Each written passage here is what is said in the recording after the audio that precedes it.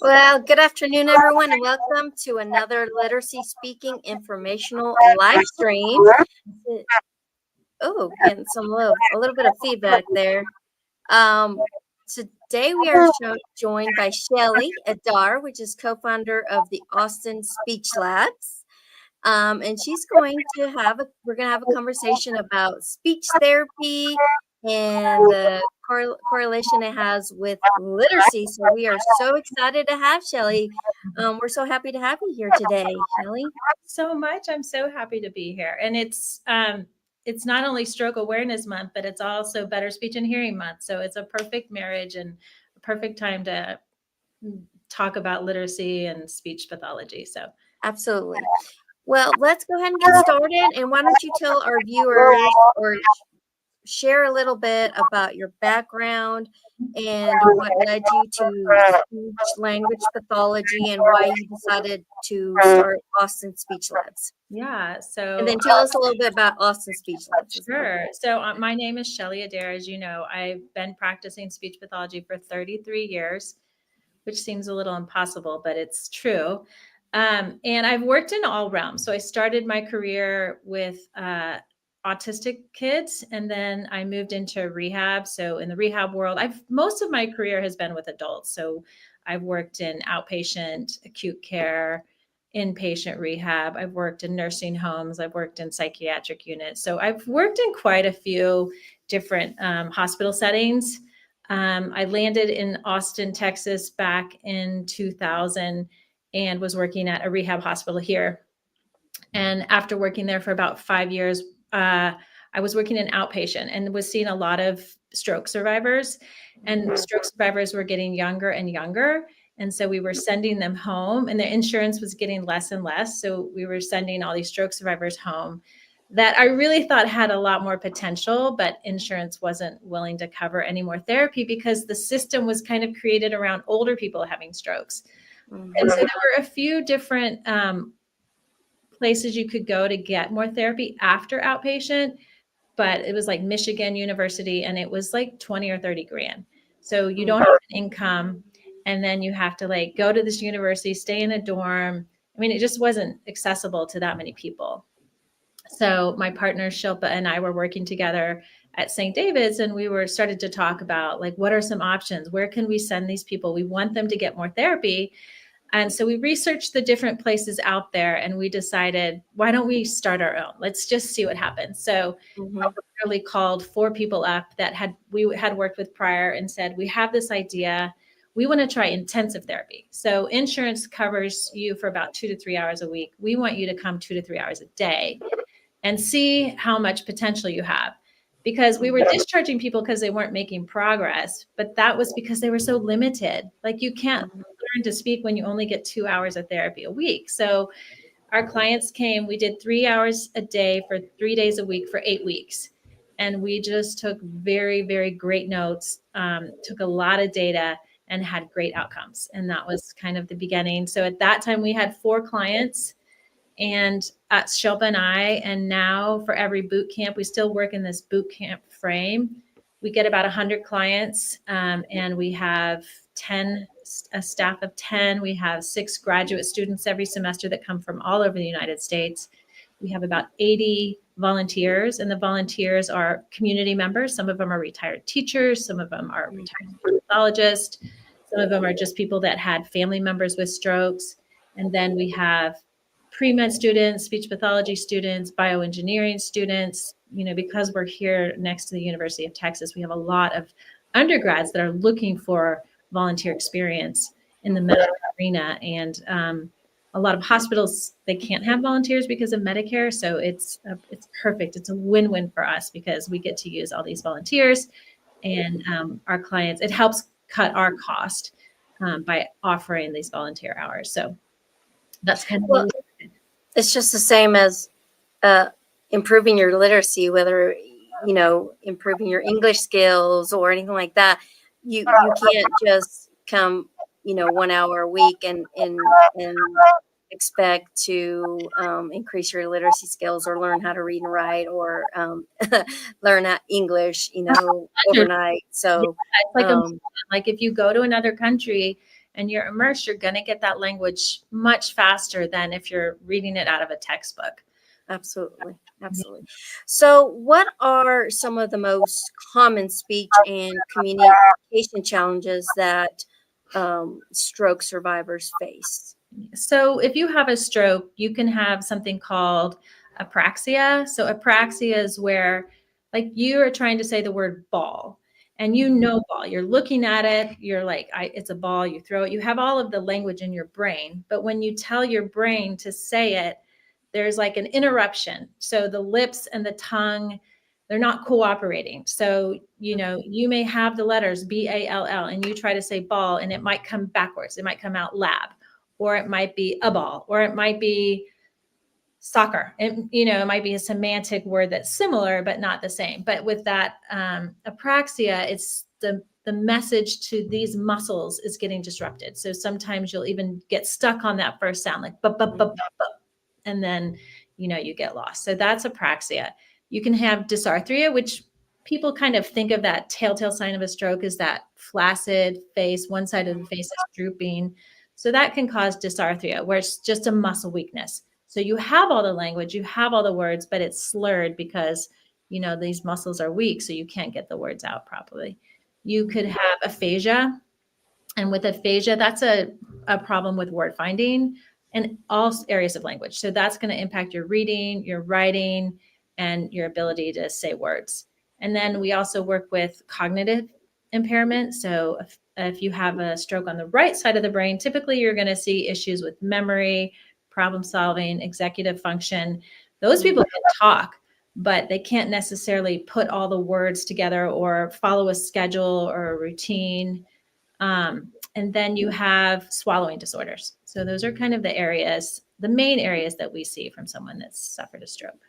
And all of those are so frustrating because, before your stroke, you're like, I'm an intelligent individual. I have all, I can read and write perfectly. And now I can't get the words out. I can imagine how immensely frustrating it would be for a person to Oh, go yeah. through that. Yeah. Like we have an actor, somebody that was in like he was in JAG, he was in a lot of movies.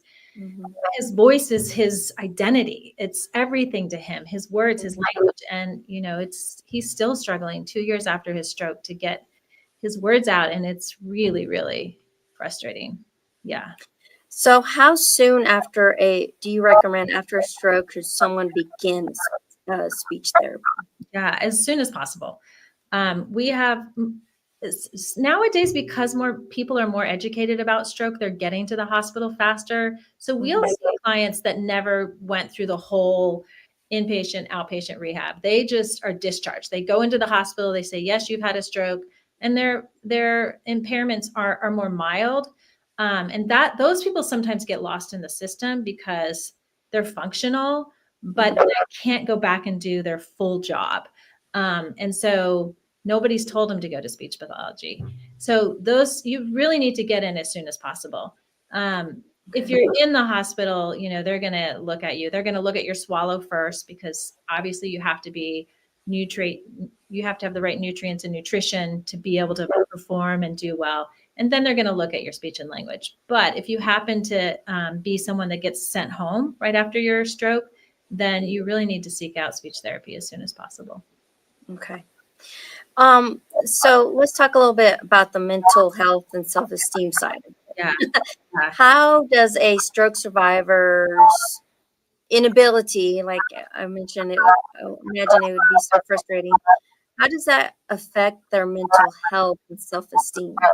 It is clearly devastating. To be one day like a lawyer and, or a doctor or whatever your profession is, just communicating with your family, and then in an instant, and oftentimes they're just standing there, and then all of a sudden they go to speak and they can't say their words. So to lose that just instantaneously, it's devastating. So, and the other thing is mental health. It's hard to get. It's hard to access right now. Ever since the pandemic, I know that mental health care providers are very busy, and it's expensive. So sometimes people's insurance doesn't cover that. So a lot of our clients, that is what is really lacking for them, is that mental health support. But I'm also, these guys are my heroes. They're, they are so resilient. And maybe that's part of the survivor in the stroke survivor name is, they show up, they come here. Like you would think in this office that it would be sadness and frustration and tears. But when you walk around, you'll hear laughing and camaraderie and enthusiasm because, they're all in it together. And They're what determined. yeah, and what they've told me is, what are my choices? My choices are to be down and to be depressed, or to put my shoes on and walk in the door and keep fighting.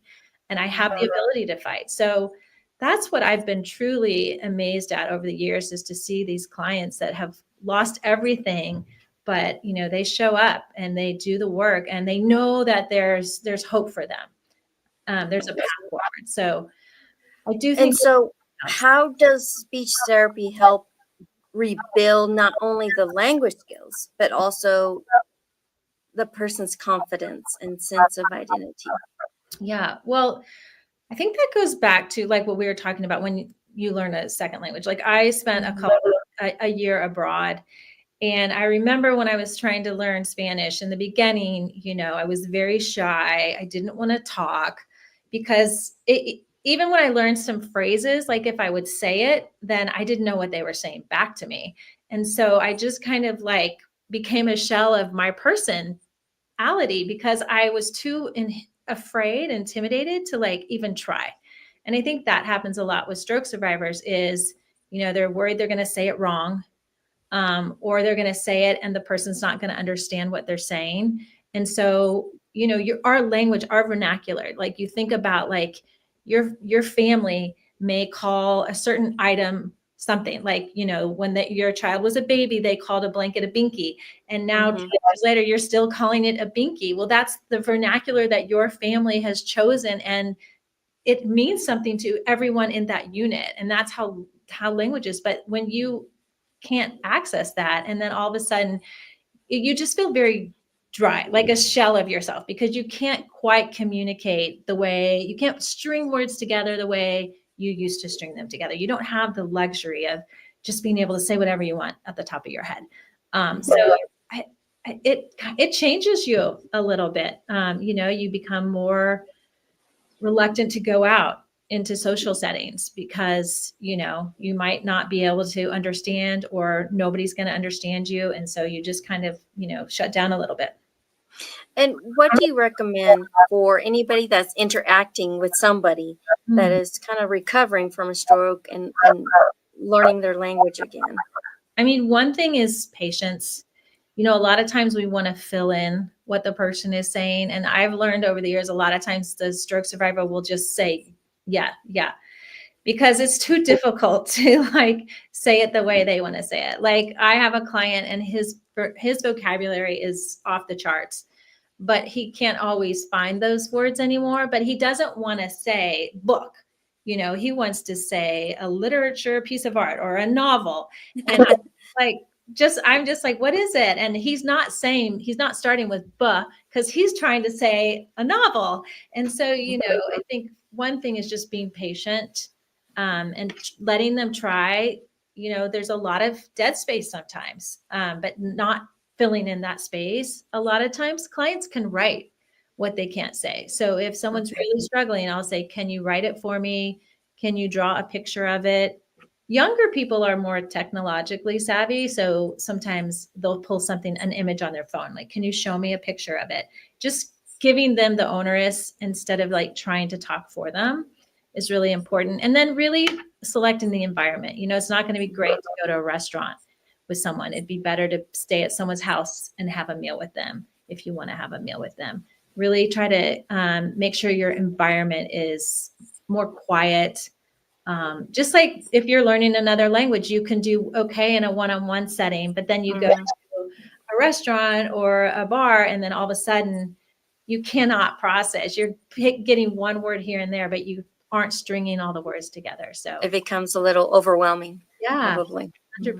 Yeah. And I would say probably to not make assumptions about people. They're like, if, person that may have had a stroke and survived a stroke and is trying to go through speech therapy and recover their speech, um, patience, but also not make assumptions about, oh, that person is just not intelligent, they're uneducated.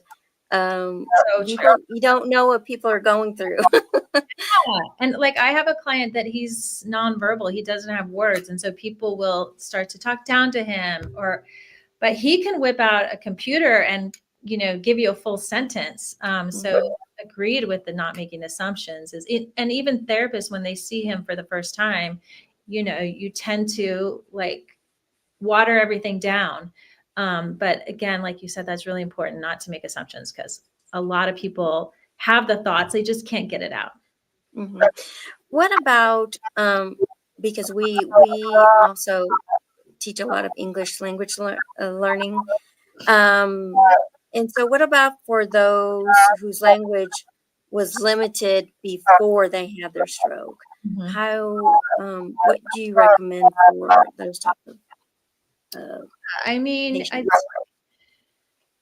that's an interesting question. I mean, we can always build on that. And I think just, exposing them to more and more, there's no reason why you can't use it as an opportunity to continue to expand someone's language. We have a woman now that she came to the United States when she was 11 and had her stroke at 19. So in Spanish was the language that was always spoken at home, but she went through the education system here. So she graduated from high Mhm. school. So she was fluent in both languages. But after her stroke, she lost a lot of her English. Um, Mm, and so she'll come to therapy and her family still just speaks Spanish in the house, so her Spanish is built back up, but she still struggles with her English. So she's asked us just do therapy in English. I don't want to I have Spanish that I can practice at home, but I only want to do English. So she's probably getting, and she wants to go back to college, so we're working on, practice classes in English. And there may be things that she didn't know before. But that's okay. I mean, you're okay. two different language systems. It's, just the more exposure you can get, the better. Any kind of exposure or therapy, speech Yeah. therapy that you can get, whether it's in your own language or English language is just predominantly spoken in the United States, Yeah. it would be recommended. Huh. And so, what about those individuals? Because we also um, help individuals that have limited literacy. So, they're reading and writing at like a first grade reading level.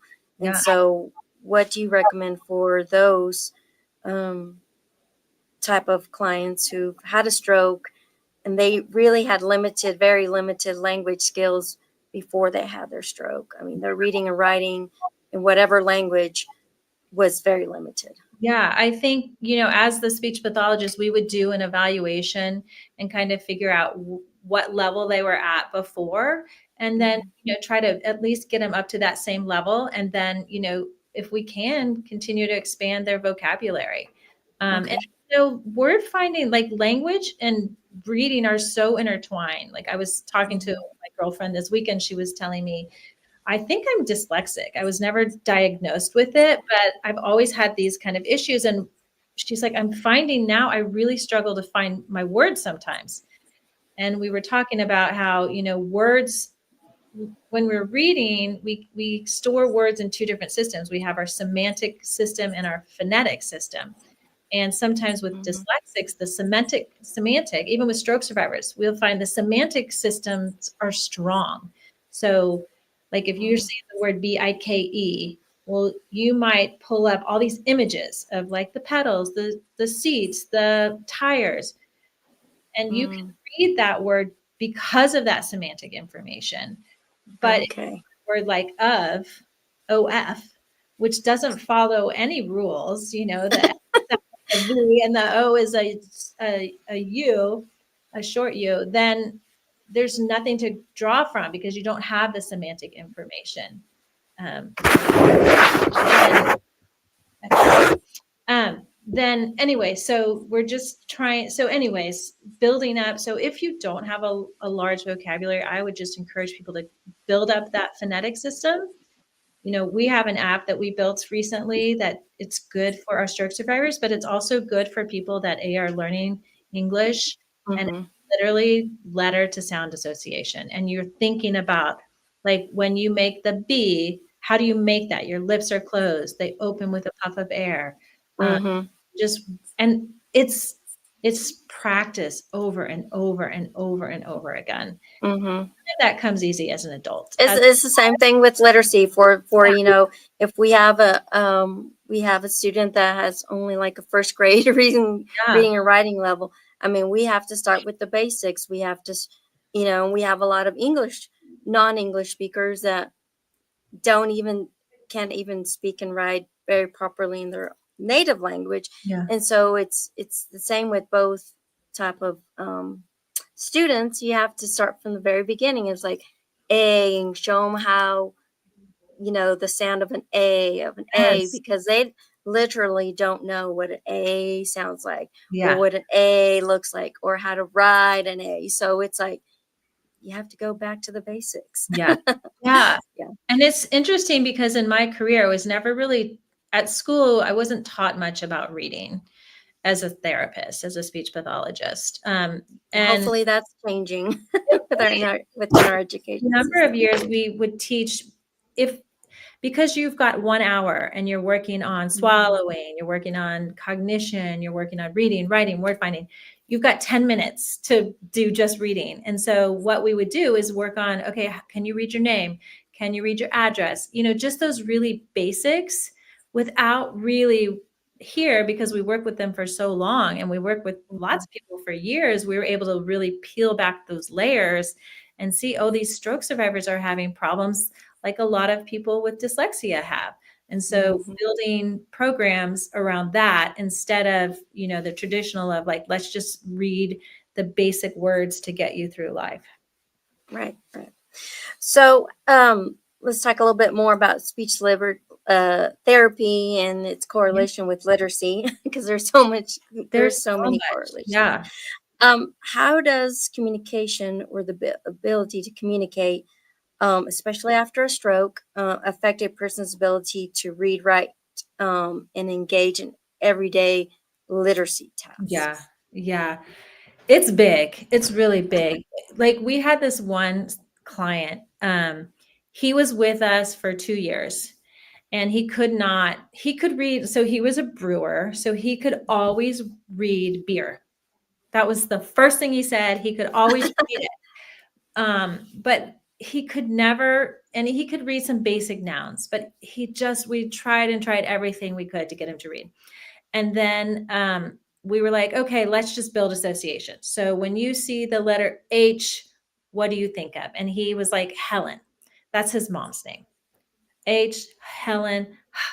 And then M, mom. Okay. So it took him 2 years to really build up this system of every letter has an association. Well, Uh-huh. then we're like, now let's blend letters. So the first word is home. So he sees H. So then he has to go back to, okay, Helen, Helen. And then he says, Mom, because Helen and Mom, he's just using semantic information. He's not Uh-huh. reading. He's just like all these little images that we've created for him, two Uh-huh. years. And then we're like, oh no, that's not going to work. So then we had to then we stumbled upon this phonology system that they were using with dyslexics and had started to use with stroke survivors of, think about every letter. Don't build an association. Just when you see this letter, it says, and we got rid of all the associations. And then this took quite a considerably less amount of time. And then he was able to, now he's reading short stories. He read a book for the first time last year. So it took a while, but, just really thinking about the phonetics, because his semantic system was so intact. It's just the phonetic part was gone. So for a lot of stroke survivors, it's really trying to figure out which system is working the best and which system do we Uh-huh. need to build up so that we can, get to reading.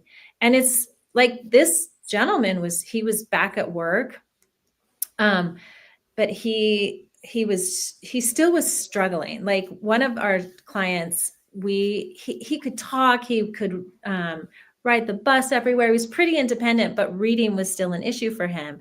Mm, He really wanted to work, so we ended up getting him a job at Amazon. And it was stocking, which, he could do physically, he could do all of it. mhm. But there were so many little areas that reading came up that he ended up not being successful at the job. Like, he would get a list, and Um, here we could put little icons like strawberries. We could make it, if it was with us, we could make it such that he could read it using a system like icons, like pictures of strawberries. Or even like his timesheet, they would email him, or everything was on his phone, where it just was, yeah, to read it. Yeah. yes, like, Literacy in language affects all aspects of everyone's life, and I keep wanting to drum ah, it into our community, and it's like, ah, it's so much, like, even a menu. We spend time reading menus with people, yes, because you go, like, we have a store here, and it's not a turkey sandwich, it's the Zephyr Zinger sandwich, and that turkey he could look at and say, but like this, just being able to, like, even a coffee shop. I mean, hmm it's not just like I want a black coffee. It's like I want a lavender oat milk latte. It's yeah, complicated. It's hmm not as easy as you would think. So reading yes. is very fundamental part of our communication.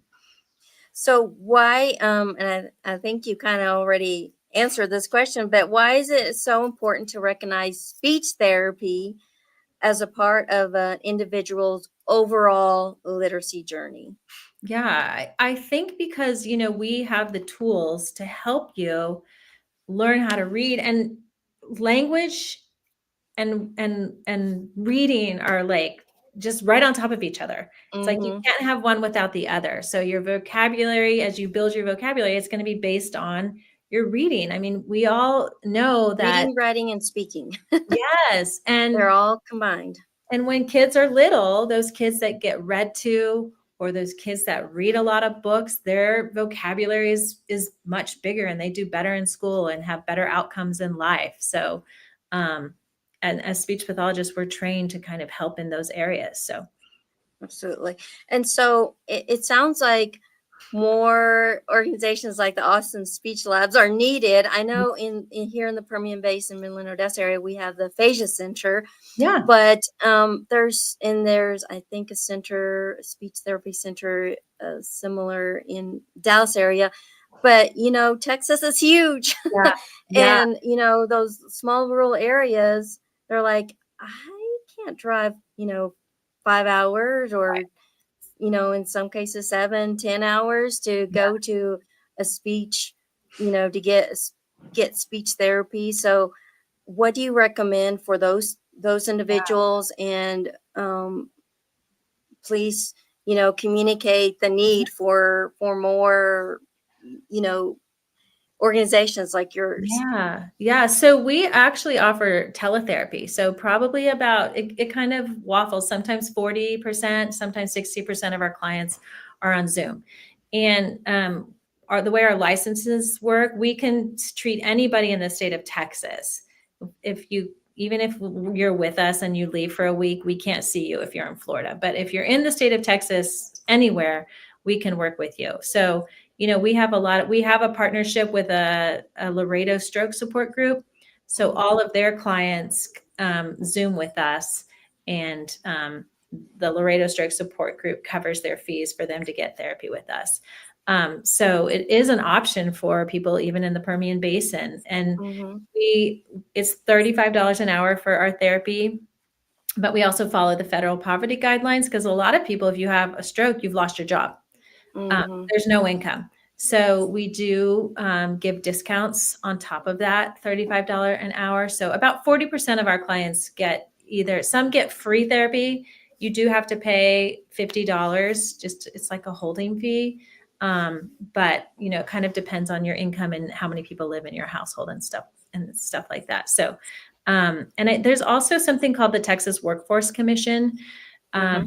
they, if the goal is to get back to work, so for younger individuals, they can help provide they'll payment for therapy. Yes, I think you can receive a stipend if you Yeah, qualify. yeah, Yeah. And so there's resources out there to be able to get speech therapy. And so um so what people last yeah, question, call to action and awareness and yeah. advocacy for speech therapy, because my mom had a stroke too and she had aphasia, and Oh so wow. she only spoke Spanish. So I'm a big advocate of stroke awareness and speech Yeah, therapy. So, what should people know or do during National Stroke Awareness Month, which is yeah, this month, yeah. to support survivors, support organizations like yours, and to get better access for speech therapy? Yeah. Well, the first thing I do want to remind everyone is kind of the signs or symptoms of stroke. So Okay. the catchphrase is "be fast." So Hmm. just to if you see somebody that's having balance issues, problems with their eyes, their face is drooping, their arm is weak, their speech is impacted, then T stands for time. It's time to act. So if somebody's having a stroke, if you can get them to the hospital between 3 and 4 hours, their chances of a significant better improvement are huge. So if they're having a clot, they can remove that clot. So if you Okay. think someone's having a stroke, the classic response to somebody having a stroke is, I don't feel good, I'm going to lay down. Mm. But if you think they're having a stroke, get them to the ER. And if you can get them there within that 3 to 4 hour time frame, the odds of their recovery improving, they go up significantly. Okay. For women, now it has come out lately that women's symptoms can be a little different. Sometimes women have nausea and Hmm. vomiting, which men don't typically have, or headaches, fatigue. Now, all of those things can also be Like signs of other extreme things. headache. Hmm. Yeah, extreme headaches. So to to be cognizant of that is really important. The American Stroke Association, they have a great website with lots of great resources on it. Our website, austonspeechlabs.org, also has a lot of resources on it. Um, and we are seeing that people are more aware of the symptoms of stroke and do Hmm. know to get their people to the hospital quicker. So, yeah, it's just important to be educated. I read somewhere the stat was like the heart disease, any kind of heart diseases are the number one um, Cause of death or cause of disability. deaths. Yeah, yeah. And Yes. stroke is like the fifth leading cause of death and disability. Women have a harder time recovering from stroke. They are more likely to die from it, but it's generally because um, they were the caregiver. Now they're alone, so there's nobody Hmm. to take care of them. Whereas with men, it's typically they have them at younger ages and they have a partner there to care for them. So women are more likely to die from strokes than men because they're having them later in life, and they don't have that care factor element. Um, but And lastly, how do you advocate for speech therapy? Why would you recommend people get speech therapy? Um, I know there's some people that are like, I had a stroke and I'm never going to get better, yeah. but there's hope. There's Well, hope. there's a lot of hope, and I do know that for us, we have trouble in some other communities like the Hispanic community, and Hmm. because they don't think that we have people that speak Spanish. Like we have three therapists that are bilingual, Hmm. um, and it helps tremendously. It used to be when I first started in this field, we were telling people they had a year to get better. But since then, what was happening is they were only getting this limited amount of time in speech therapy. But Hmm. now with this intensive model, we're seeing people have great progress, Result. 5 years, 10 years post stroke. So, um, it's hard. It's hard on the family because now maybe one person that was staying at home, now they have to go back to work. I mean, it's a Hmm. big adjustment. And then, like, we have another woman now, she had to quit work so she could bring her mom here. So there are things, and we really try our best to work with the families to accommodate. It's not just one person's stroke impacts, it impacts the entire family. So Right. we really try to take all of that into consideration. And we're not going to recommend 5 days a week, 3 hours a day, if that means somebody can't go to work, because they still have bills to pay. So we're going to look at the whole family unit. But it does. And then you have the telecommunication as well too. Yeah, we offer telehealth. And if people Telehealth. don't have devices, we've been able to get some grants to help provide computers for people. So I think everybody has to give it a shot, give it their best effort, and see what happens. Yeah. Because And I also recommend for those, if their English is not their first language, whether it be Spanish or some other language, this is your opportunity to increase your language, right? To Yeah, go to speech yeah. therapy, We had one. and learn English and increase your language skills. 100%. We had a gentleman that was here visiting his son in college. He was from Mexico. He had a stroke while he was visiting his son, and he ended up couldn't go back. And so he was like, well, I have to learn, he had to get a job here. So once he got his Spanish skills back to where they were, then he was like, I want to work on my English. So let's work on English. So we did that for him. Because we're a nonprofit, we're not bound by, the insurance. So we were able to, continue to help him improve his English while he was working on Spanish. And now he's working. So Awesome. and Amazing. What a yeah, great success story. yeah, yeah. And so lastly, what resources do you recommend for stroke survivors and those seeking speech therapy support? And we'll put all those links on our comments, as we always Yeah. do. I mean, I would definitely hit our website, austonspeechlabs.org. We have blogs on there. We have resources on there. The Aphasia Association, the Stroke Association, all of those are great resources. And there's a lot, I feel like there's just a lot more information out there now about strokes. Even if you just type in Stroke Awareness Month, there's tons of resources out there. Texas Workforce Commission is a good one to know about to help get therapy funded. American Heart Association. American Heart Association. Yeah. Yeah. Wonderful. Well, we'll share all those. As always, we'll share all those links in our comments. Yeah. If people want to know a little bit more about Austin Speech Labs or get connected with you to get some speech therapy. Well, I want to thank you, Shelley, for joining us today. This is great information that you provided us, and I hope that our followers and listeners will check out Austin Speech Labs and check out Stroke Association so they can learn to take better care of themselves, right? Yeah, for sure. And please don't hesitate anyone to call our office and ask more questions. We're happy to help. Our goal is we believe that everybody has the right to find their words again after stroke. So if finances are an issue, we're going to do our best to help you pay for the services and get your services that you need. So I really appreciate the time. It was so great talking to you. Absolutely, Shelley. Great. Thank you so much, everyone. And we'll see you for the next Literacy Speaking live stream. Thank Take care, everyone. you. Have a great day.